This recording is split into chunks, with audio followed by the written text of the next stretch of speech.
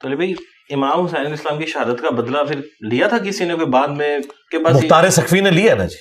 ہاں جی 22,000 لوگوں کو قتل کیا اس نے. بھائی یہ بھی بات سچ ہے کہ یزید کا جو بیٹا تھا اس نے تخت پہ تھوک دیا تھا. جی جی بالکل اس طرح ہی ہے. وہ تو چند دن بعد ہی فوت ہو گیا تھا اور 22 سال کی عمر میں. یعنی ہم ان کو ایک اچھی پرسنالٹی. جی ہم ان کو رحمہ اللہ کہتے ہیں. ایون شیعہ بھی معاویہ ابن یزید کو رحمہ اللہ کہتے ہیں. بھائی جب کربلا ہوئی اور اتنا بڑا ایک سانحہ ہو گیا اور آپ کی ہم نے ویڈیو دیکھی, آپ نے کہا کہ اس میں ہزاروں صحابہ زندہ ہیں مگر کسی نے آواز ہی نہیں اٹھائی, لیکن انہوں نے تزکیہ نفس کر لیا تھا.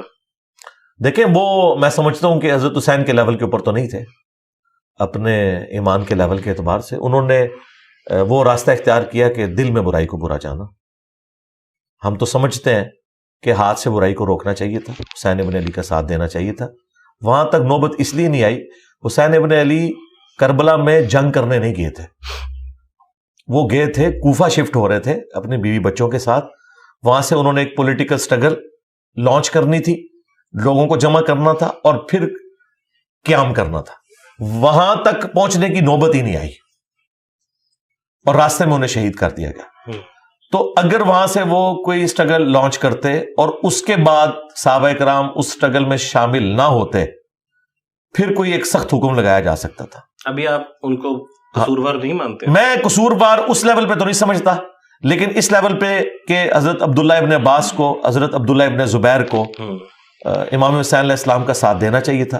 لیکن دوسری طرف امام حسین علیہ السلام نے بھی انہیں اسکیپ روٹ دے دیا کہ ٹھیک ہے اگر آپ ہمارا ساتھ نہیں دینا چاہتے, ایون عبداللہ بن عمر بھی, تو میں پھر اسی طریقے سے خود چلا جاؤں گا.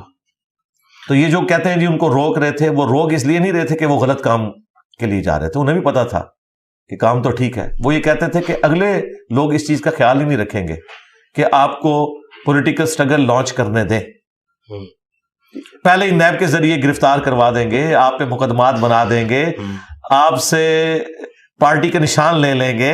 آپ سمجھ رہے ہیں؟ نہیں میں آپ کو آج کی لینگویج میں آپ کو آج کی لینگویج میں بتا رہا ہوں. صحیح ہے. یہ آج کی لینگویج میں بتا رہا ہوں اس لیے کہ تاکہ نوجوانوں کو پتا چلے کہ کیا ہوتا ہے کہ پولیٹیکل سٹرگل بھی نہیں کوئی کرنے دیتا.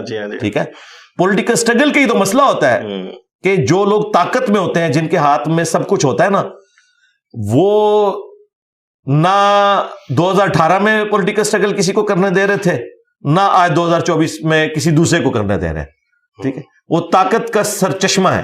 اس طرح اس زمانے میں وہ آمریت, یہ آمریت ہی کی لیگیسی ہے.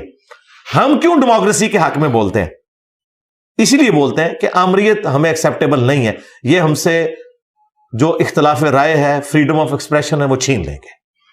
ہمیں حق نہیں دیں گے کہ ہم اپنی بات رکھ سکیں. ٹھیک ہے.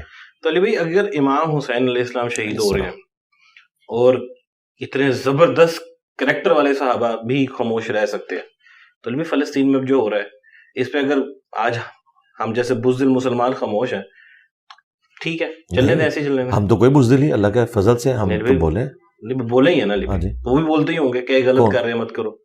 نہیں, بات یہ ہے ہمارے ہاتھ میں کون سا سلطہ ہے, ہمارے پاس کون سا رائٹ ہے. آپ کمپیریزن ذرا دیکھیں نا, اور یہاں سے کون سی ایک ماڈرن فوج بنی ہے جو جہاد کرنے جا رہی ہے اور ہم اس کا حصہ نہیں بنے, ذرا بتائیں.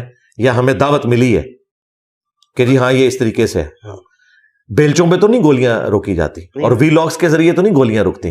اور مجھے بتائیں جتنے لوگ وی لاگس